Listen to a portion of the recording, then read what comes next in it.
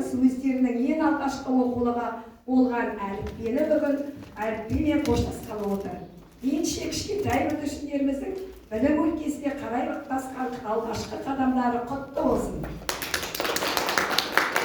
Сонымен қош сүйікті әліпби атты ертеңгілігімізді бастауға рұқсат етіңіздер. Балалар, мен сіздерге бір сұрақ қояйын. Жауап береміз. Іші толы әріпке білімдегі жарық не?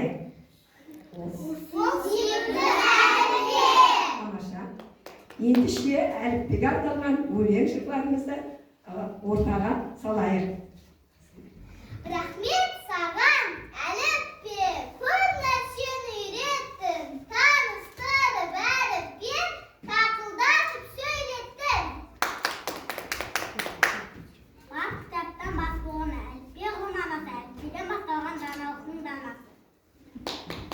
Келгенде алғаш мектепте, білмеуші едік әріпте, оқимыз әзірлетекте, үйреткен оны әліппен. Алғаш рет әліппені ұстаған қызығып қая берді мәселе, бері шушы бақ болып қарап еді, ұстазым бір қысталып берді. Әліппе білім бұлағы, әліппе өмір шырақ, әліппе білім көзі, әліппе мұғалімнің асыл сөзі.